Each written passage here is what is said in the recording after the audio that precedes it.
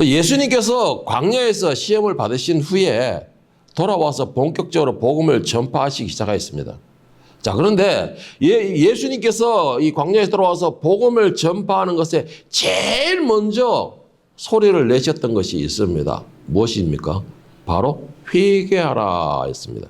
회개하라, 천국이 가까웠느니라 라고 이 말씀으로 복음 전파의 시작을 하셨습니다.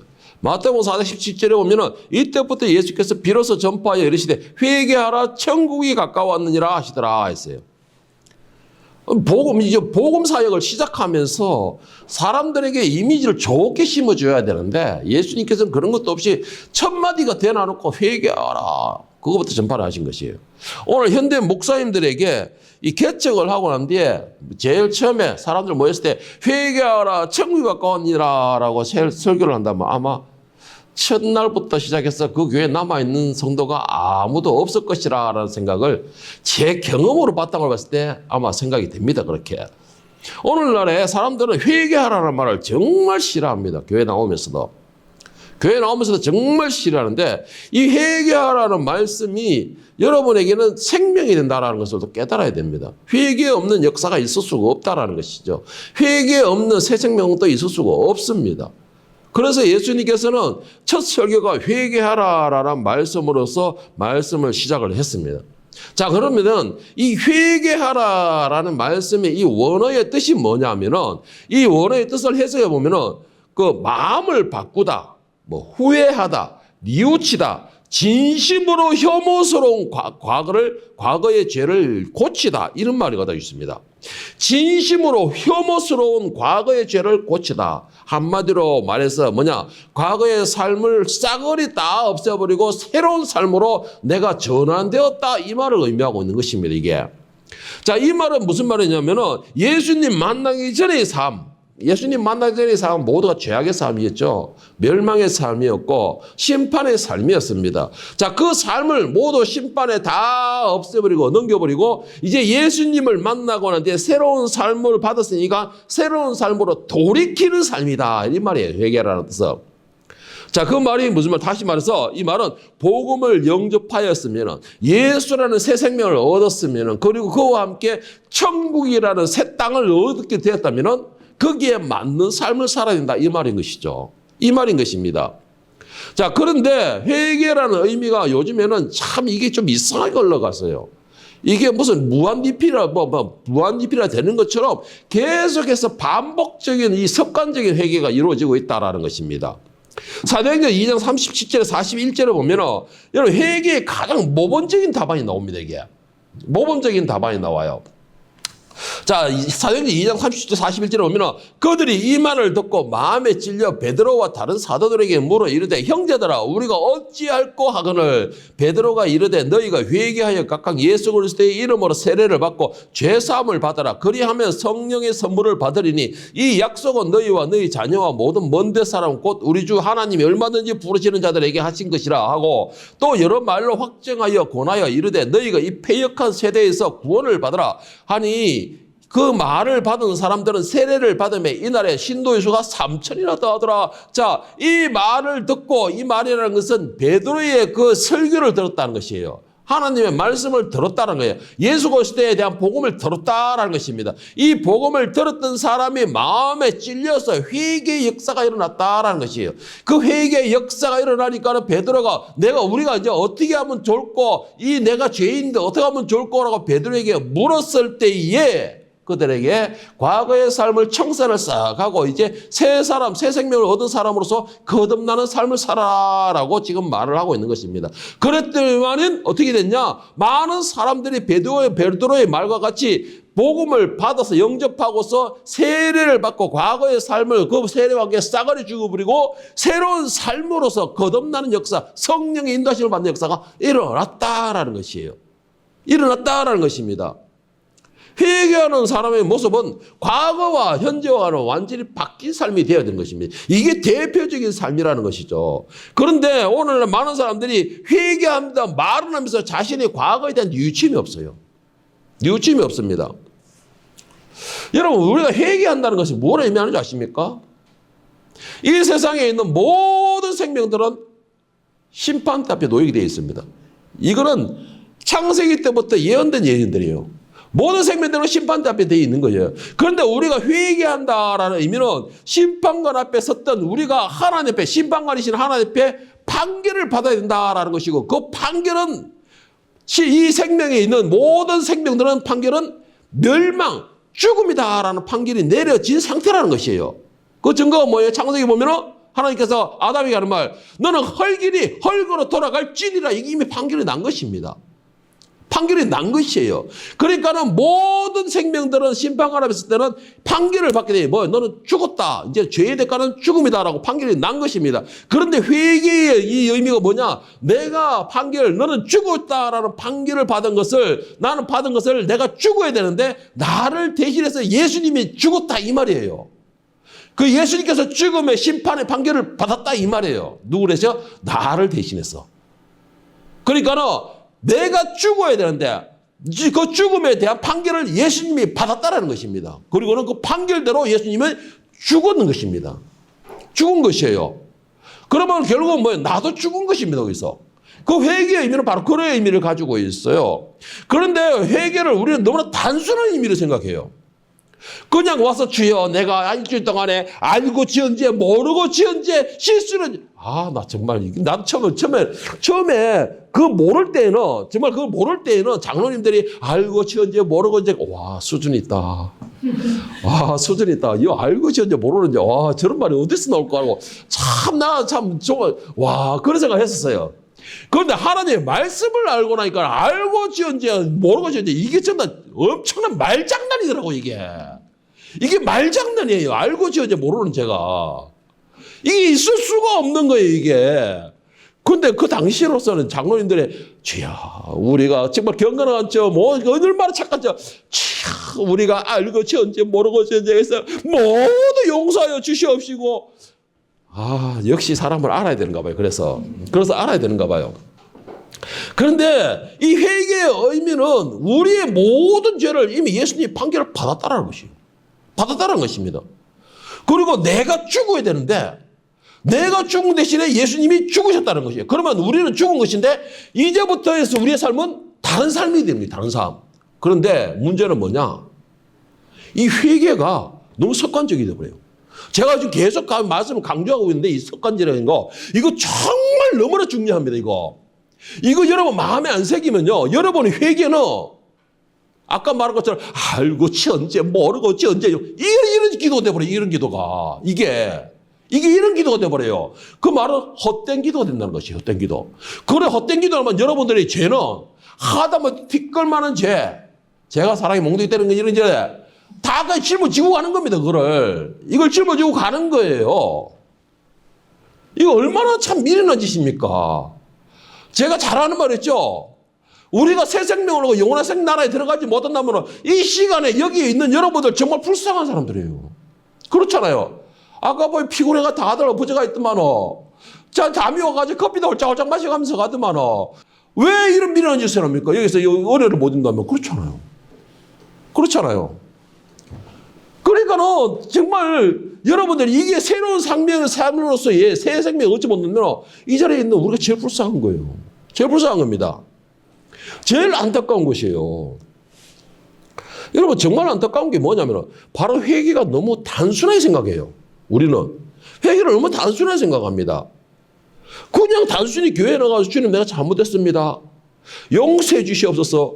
이런 기도만 하면은 그냥 모든 것이 다 해결되는 것처럼 내 언행에 대해서 너무 무책임해요. 내 언행에 대해서 너무 무책임하는 것 것입니다. 제가 다른 목사님들 이제 나도 은혜를 누리고 싶어서 다른 목사님들 설교를 자주 듣는다 그랬잖아요. 제가 지난주에 김한수 목사님 설교를 좀 들었습니다. 김한수 목사님 설교를 제가 한 번씩 잘 듣는데 그 양반 설교가 좀 날카로워요 보면은. 그래서 잘 듣는데 김한수 목사님 설교를 듣는 가운데서 충격적인 사건의 내용을 예화를 한번 들었어요. 그래서 제가 그걸 인터넷으로 한번 찾아봤습니다. 찾아보는데 실제로 그 사건이 있더라고요. 자료도 있고. 자, 그 사건이 뭐냐면 2003년에 있었던 아주 충격적인 사건입니다. 제가 사진을 한번 보여드릴게요. 충격적인 사건. 와, 이것이 내가 옆으로 이렇게 하고 싶은데 이걸 뭐 하는 방법을 몰라겠더만 이걸 어떻게 옆으로 하겠어. 와, 굿자. 자, 여러분 이 사건을 한번 보세요. 이 사건이 뭐냐면은 이게 여러분 아시겠습니까? 무슨 말이지? 이게 20대 중반에 되는 아버지가 두 아들을 죽인 사건입니다. 두 아들을 죽인 사건이 뭐냐면 서울에 이 한강대교 중에서 동작대교가 있는데 이 동작대교에서 4살과 아들이 셋이 있는데 그중에 둘, 4살과 5살 되는 아이를 동작대교에 던져버린 거예요. 그래서 살해를 한 사건입니다. 그리고는 이 남자가 잡혔어요.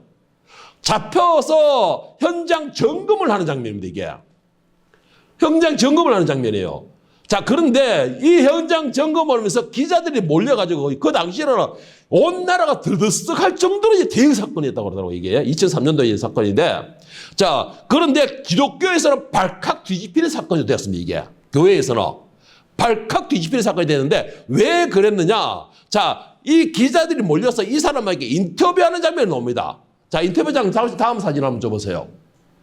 자, 이 한번 읽어보세요. 기자가 물었습니다. 4살과 5살 당신의 친아들을 죽인 이유가 강에 던진 이유가 뭡니까? 그랬을 때에 살 수 있는 방법이 없다는 거예요. 너무나 힘들었다는 겁니다, 살기에. 너무나 힘들어서 그랬습니다. 라고 이제 기자가 다시 여기서 또 질문하는 거예요. 그럼 당신은 왜 자살하지 않았습니까? 왜 자살하지 않았습니까? 라는 질문에 참 부끄럽습니다, 여러분. 그 다음 대답에. 참 부끄러운데 기독교인이라서 자살을 못했습니다. 라고 말을 한 거예요. 기독교인이라서 자살을 못했습니다. 라고 말하니까 그러니까는 이 기자가 다시 묻는 거예요. 그러면 기독교인들은 사람을 죽이는 거는 괜찮습니까? 라고 물어본 거예요.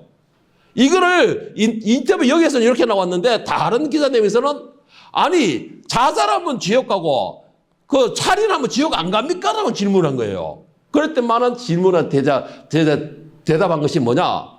죄는 씻을 수 있습니다.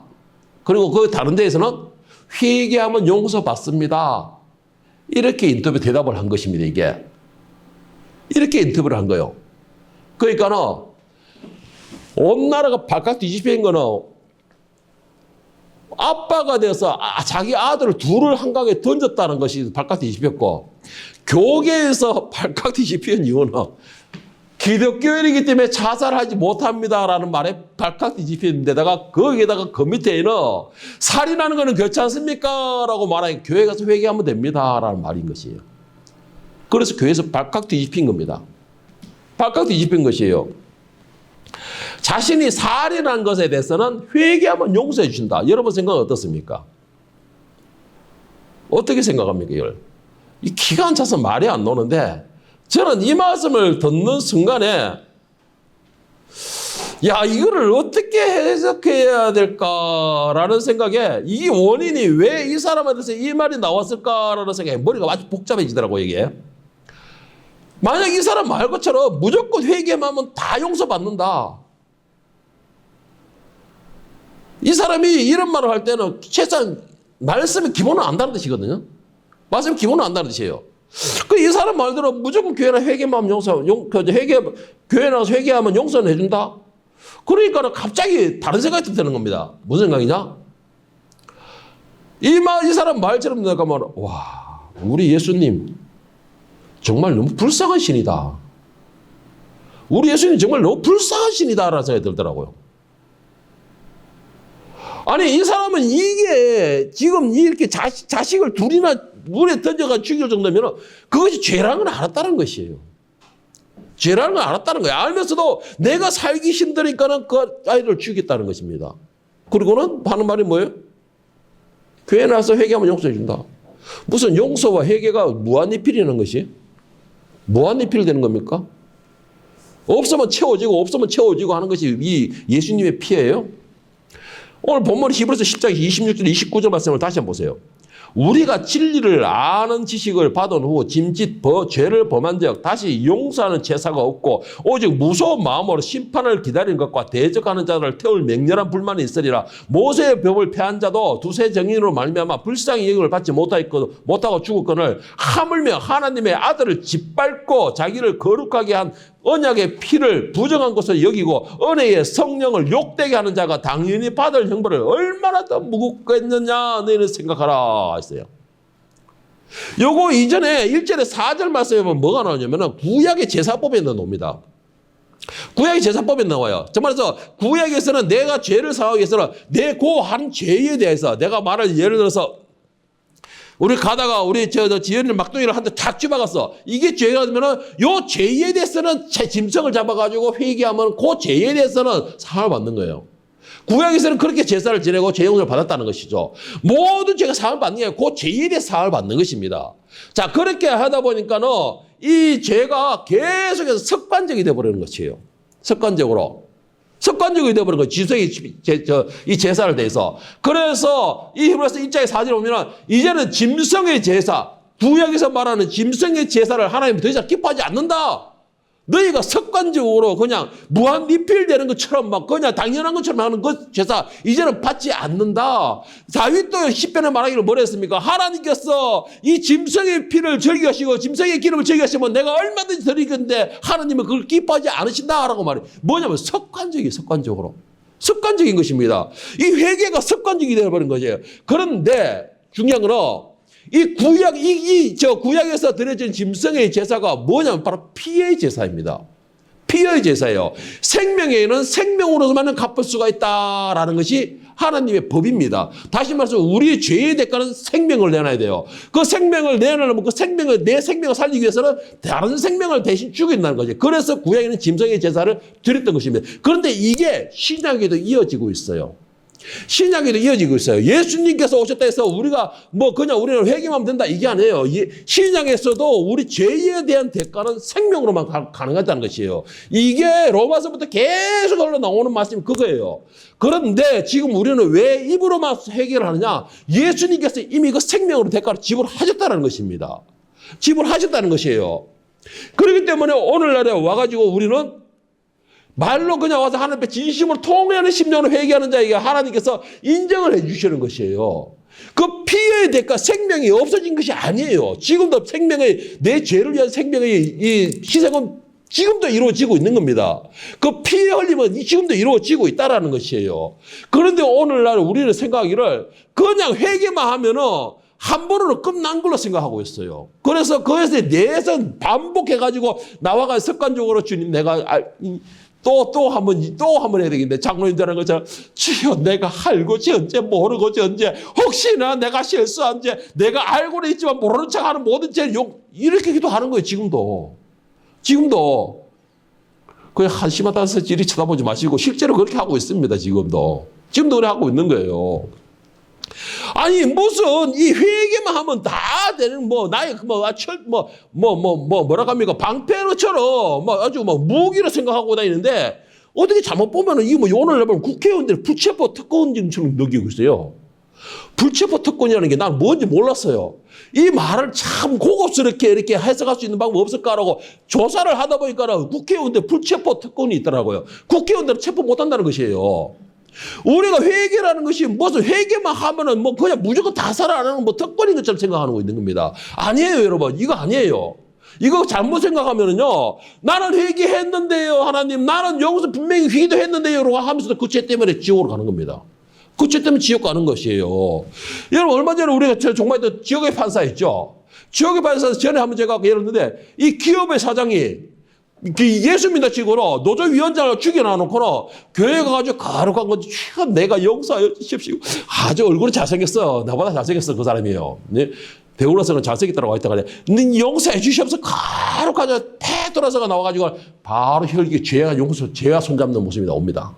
죄와 손잡는 모습이 와요. 여러분 그게 회개의 모습이라고 생각할까요? 회개의 모습일까요? 여러분 회개의 모습이 진정한 모습은요. 여러분 이거 두려워해야 됩니다. 회개의 진정한 모습은. 정말 두려워해야 돼요. 그래서 이 죄에 대해서만큼은 정말로 목숨 걸고 지켜야 됩니다. 이 죄에 대해서 왜 두려워해야 되나? 회개에 대해서 두려워해야 되는 이유가 뭐냐?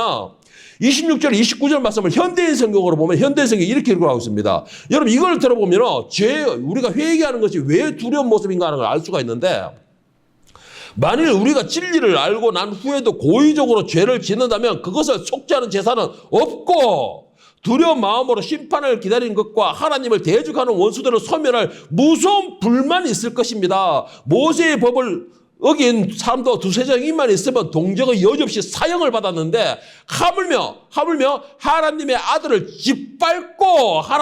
짓밟고 자기를 거룩하게 한 계약의 피를 깨끗하지 않은 것을 여기고 은혜를 주시는 성령님을 모욕한 사람이 받을 형벌은 어찌 더 무겁지 않겠느냐라고 했어요. 28절 와서 다시 읽어드릴까요? 28절 와서 다시 읽어드릴게요. 여러분, 이게 제가 이렇게 너무 멋진 목소리로 이렇게 읽어드리니까 감흥이 없는 것 같은데, 28절 말씀을 잘 들어서 제가 천천히 읽어드리겠습니다. 모세의 법을 어긴 사람도 두세 증인만 있으면 동정의 여지 없이 사형을 받았는데, 29절에 하물며 하나님의 아들을 짓밟고 자기를 거룩하게 한 계약의 피를 깨끗지 않은 것으로 여기고 은혜를 주시는 성령님을 모욕한 사람이 받을 형벌은 어찌겠냐. 예수님께서 말씀하십니다. 인자를 거역하는 자고 인자를 막는 자는 용서받되 성령을 모욕한 것은 용서받지 못한다라고 말씀하셨어요. 자, 그런데 말씀하시기를 뭘 했습니까? 내가 습관적인 회개를 한다고 하고 습관적인 회개를 하는 자들에게 뭘 했어요? 하나님의 아들을 짓밟는다라고 그랬습니다. 짓밟는다고. 그리고 또 말하기는 뭐라 했냐. 거룩하게 한 계약의 피를 깨끗하지 않은 것으로 여기고 예수 그리스도의 피를 망정되이 일컫는다는 것이에요. 가치 없는 것으로 여긴다는 것입니다. 여러분, 이게. 이 회개라는 의미가 이런 엄청난 무서운 의미가 담겨져 있어요. 그래서 내가 계속해서 반복적으로 습관적으로 주여 용서하여 주시옵시고 사하여 주시옵시고 이게 무서움 없는 급대가리 상실한 내용이라는 것입니다. 내가 하나의 용서를 받기 위해서는 하나님의 율법으로 정해진 것에 대해서 내가 용서를 받고서 새 생명을 살기 위해서는 거기에 합당한 피 흘림이 반드시 있어야 된다는 것입니다. 그런데 그 피 흘림을 내가 계속 죽을 수 없기 때문에 예수님께서 피를 흘리신 것이에요. 그래서 우리는 그 예수님의 피로서 우리는 회개하는 것입니다. 그냥 거저 생기는 것이 아니라는 것이에요. 회개라는 것이 그냥 입으로 한다고 되는 것이 아니라는 것입니다. 그래서 회개라는 것은 우리 심령을 찢는 고통을 가지고서 회개를 해야 되는 것이에요. 그러는 고통에서 회개를 한 사람이 나가가지고 또 죄와 손잡는 것입니다. 그리고 나가가지고 또 죄와 같이 어울려서 노는 것이에요. 회개에는 피 흘림, 내가 용서받기 전에 피 흘림이 있어야 그 죄를 용서받는다는 히브리서 9장 22절에 보면은 율법을 따라 그의 모든 물건이 피로서 정결하게 되나니 피 흘림이 없은 적 사함도 없느니라 했습니다. 사함도 없느니라 했어요. 그러니까 여러분, 우리가 여기서 이렇게 하나님을 아버지라 부르고 여기서 하나님을 찬양하고 하나님의 은혜를 입고 이것이 모든 것이냐, 가장 기본적으로는 예수님이 나름의 피 흘림이 있었다는 것이 기본이 됩니다. 그런데 우리가 생활을 하다 보니까는 우리의 연약함으로 인해서 또 계속 실수를 반복할 수도 있어요. 실수를 반복할 수는 있습니다. 그런데 그런 것조차도 없애야 된다는 말은 아니에요. 우리가 완벽하지가 않는데.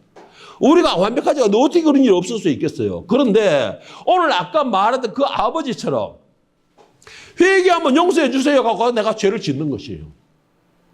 내가 죄를 짓는 것입니다. 교회에 나가면 다 되는다 생각하고 내가 죄를 짓는 것이에요. 일주일 동안에 교회 문 밖을 나가면 내 마음대로 언어를 사용하고 내 마음대로 행동을 하고 내 마음대로 혈기 부리고 내 마음대로 욕심 부리고 싸우고 치고받고 세상 사람들과 전혀 다른 생활을 하다가 주일날 교회에 보러 가서 주여 내가 알고 지은 죄, 그 많은 알고 지은 죄 당연히 용서해 줄 줄 알고 알고 지은 죄 용서해 주세요. 이게 이런 기도를 한다는 것이에요. 이게. 그런데 그 회개에 내 심령을 찢는 그런 고통과 통해하는 심령이 없다는 것입니다. 그게 없다라는 것이에요. 그러니까는 앞전에 자기가 처음 예수님을 만나면서 그 통해했던 그 심령, 그 첫사랑했던 그 심령에서 이미 예수 그리스도의 피를 자기가 은혜를 입어놓고 또 와가지고 또 피를 내놔라는 것이에요. 또 피를 내라는 겁니다. 그러니까 예수님 피가 너무나 무가치한 거예요. 너무나 무가치하게 만들어버리는 것입니다.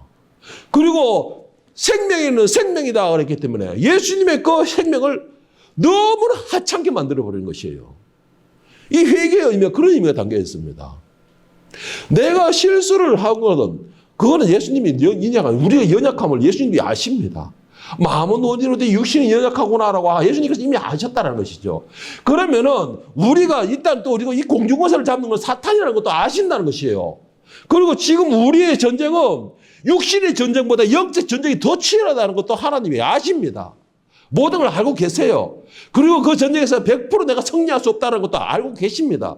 그래서 성령의 도움으로서 우리를 이끌어서 싸우는 것인데 그런 가운데서 혹시나 내가 연약함으로 인한 실수 그러다 보면 제가 진짜 제일 많은 죽이는 죄인이지만 예? 내가 연약함으로 인한 실수 그때는 성령이 깨닫게 해주시는 것이에요.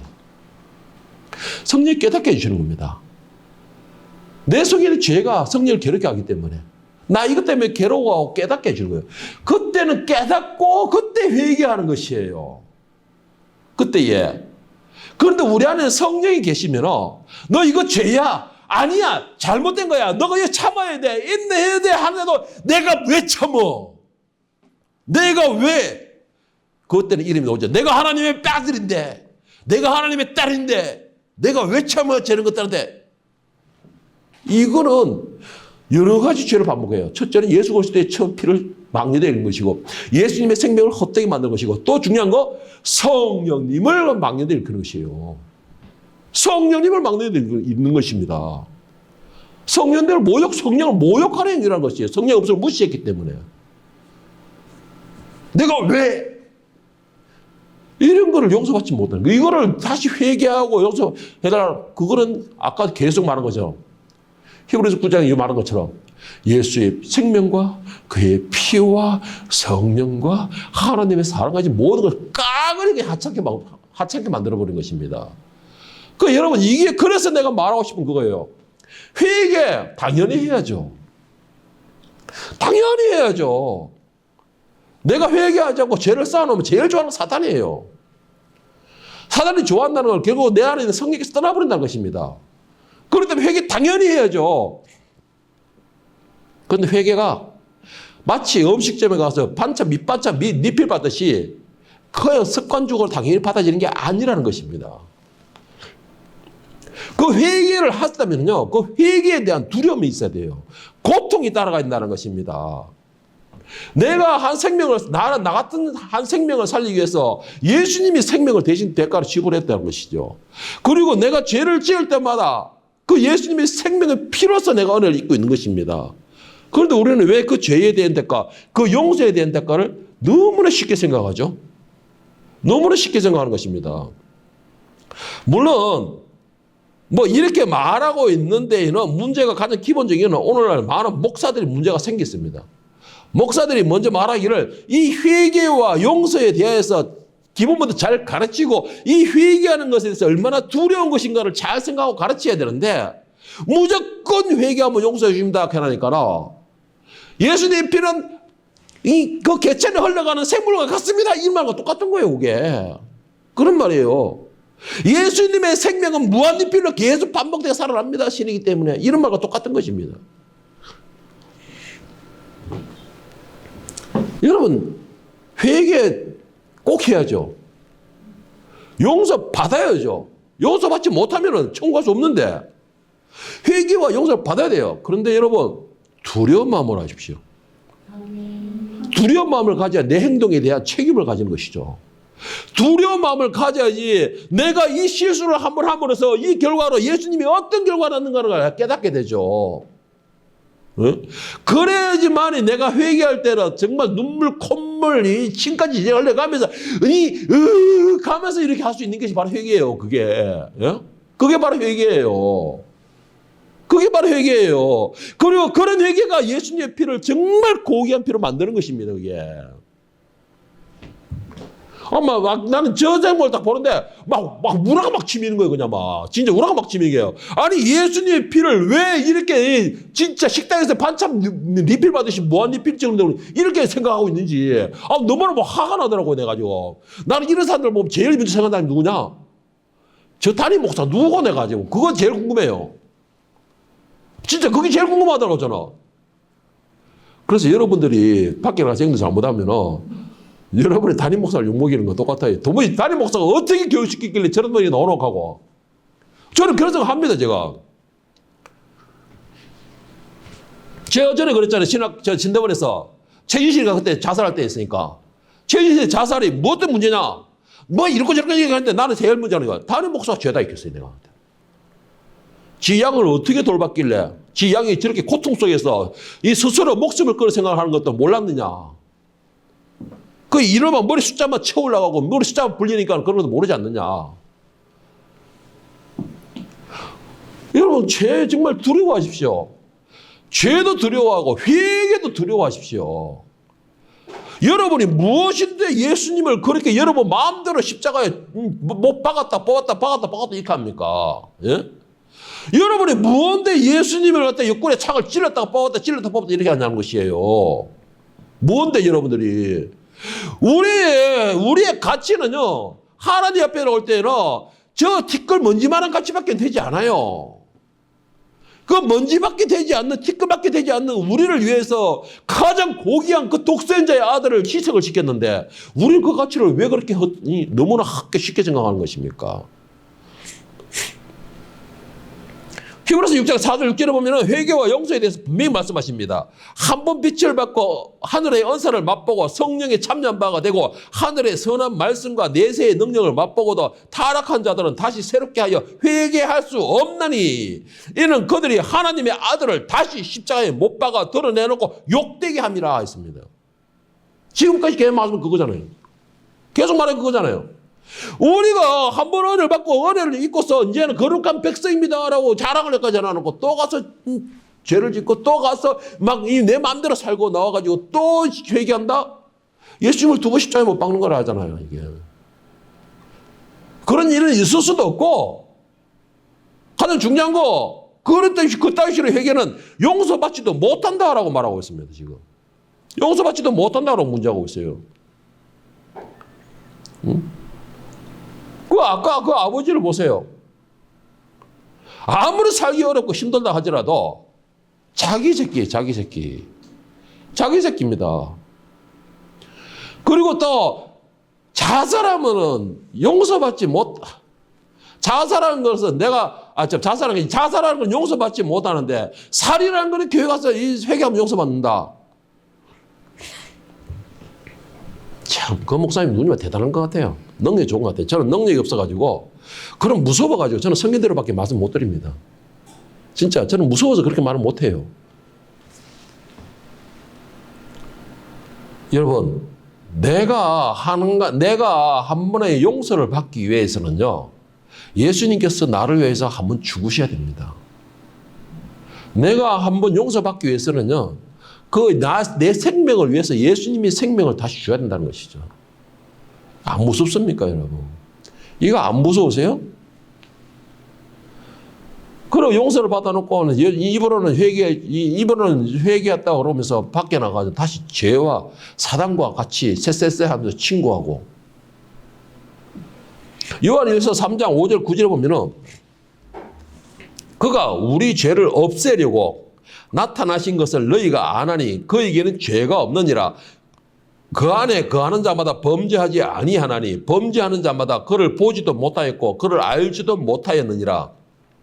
자녀들아, 아무도 너희를 미혹하지 못하게 하라. 의를 행하는 자는 그의 의로우심과 같이 의롭고 죄를 짓는 자마다 마귀에게 속하나니 마귀는 처음부터 범죄함이라. 하나님의 아들이 나타나신 것은 마귀의 일을 멸하라 하심이라. 하나님께로부터 난 자마다 죄를 짓지 아니하나니 이는 하나님의 씨가 그 속에 거함이요 그도 범죄하지 못하는 것은 하나님께로부터 났음이라. 자, 이 말이 무슨, 여러분, 죄를 짓지 않는 방법, 죄를 짓지 않는 방법, 성령 충만하십시오. 아멘. 말씀에 매이십시오. 아멘. 그리고 그 안에 예수님의 사랑으로 충만하십시오. 아멘. 그러면 죄에서 떠나게 된다는 것이요. 그 예수님께서, 성령님께서 우리를 지키신다는 것입니다. 그런 뜻이에요. 제가 오늘 왜 이 말씀을 준비했느냐, 오늘날 대형교회 목사들을 보고서 너무나 한심해서 제가 이 말씀을 준비했습니다. 저는 앞전에 부활절 때에 여의도 순복음중앙교회 저 대통령이 갔을 때에 정말 사진 한 장이 딱 나오는데 이 사진이 이때로서 정말 다 퍼져버렸어요. 뭔 사진이냐? 제가 몇 번 말씀드렸지만 지금 그 사람은 하나님의 말씀을 대적한 사람입니다. 정면으로 하나님의 말씀에 도전장을 낸 사람이에요. 정면으로. 그 사람이 세계 최고의 교회라고 하는, 그러니까 세계 최고의 대형 교회라는 거죠. 뭐 질이 좋다는 게 아니고 최고의 큰 교회라고 하는 그 교회에 가서 예배를 드린다 했었는데 그 교회 강단에 올라옵니다. 강단에 올라와요. 이 강단에는요, 교인도 못 올라오게 합니다. 옛날 목사님들 같으면요, 이 강단에서 누가 올라온다? 진짜 날벼락 맞을 지예요. 그만큼 이게는 거룩하다고, 지금은 그런 게 없지만, 이 거룩하게 여기는 장소예요.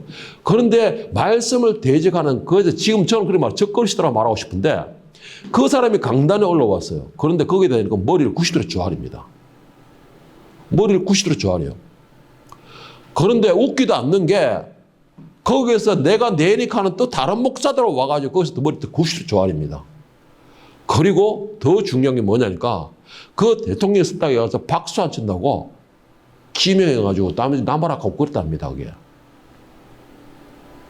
무슨 설교 할까요? 무슨 설교를 할까요, 그 사람들이? 죄에 대해서 회개하라고 설교할 수 있습니까? 죄에 대해서 회개하라고 설교한다는 그 자체가 그 사람은 죄인 중에 괴수예요. 죄인 중에 괴수예요. 대한민국 사람 중에 그 사람이 하나님 말씀 대적하는 거 모르는 사람 누가 있습니까? 누가 있어요? 그런데 그 사람 앞에서 머리를 조아린다는 거는 내가 그 말에 순종하겠습니다라는 말하는 거와 똑같은 거예요. 이 고신적 사람들이 말하는 게 뭐냐면 이거는 과거 일제시대의 신사참배에 머리 숙이는 것과 똑같다 이런 말을 합니다. 왜 하나님의 거룩한 종으로서의 자존심이 없을까요? 왜 죄에 대해서 죄라고 말을 못하고 있습니까?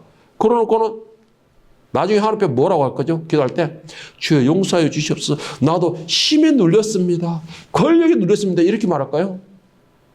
그러면 우리 작년 지금 하는 것처럼 인상 빡 쓰면서 가정스러운 것 이렇게 할 겁니다. 하나님께서. 가정스러운 거 이렇게 말할 거예요. 제발 회개는 반드시 해야 됩니다. 내가 살기 위해서 회개는 반드시 해야 돼요. 그런데 회개와 용서가 무한리필이 아니라는 거 꼭 명심하시기 바랍니다. 무한리필이 된다면요, 그만큼 회개에 있는 가치가 없어져 버려요. 마태복음 10장 10절에서 예수님께서 이렇게 말씀하십니다. 뱀같이 지혜롭고 비둘기같이 순결하라 라고 했습니다. 죄에 대해서만큼 뱀같이 순결하십시오. 뱀같이 지혜롭십시오. 죄에 대해서만큼 뱀같이 지혜로우세요. 그리고 말씀 앞에서, 하나님의 말씀 앞에서는 비둘기같이 순결하십시오. 여러분, 죄를 멀리함으로 거룩한 백성으로서의 자존심을 살리고 거룩한 자녀로서의 자존감과 품격과 품이 있는 정말 하늘의 왕 같은 거룩한 제사장이 될 수 있기를 예수님의 이름으로 축원합니다.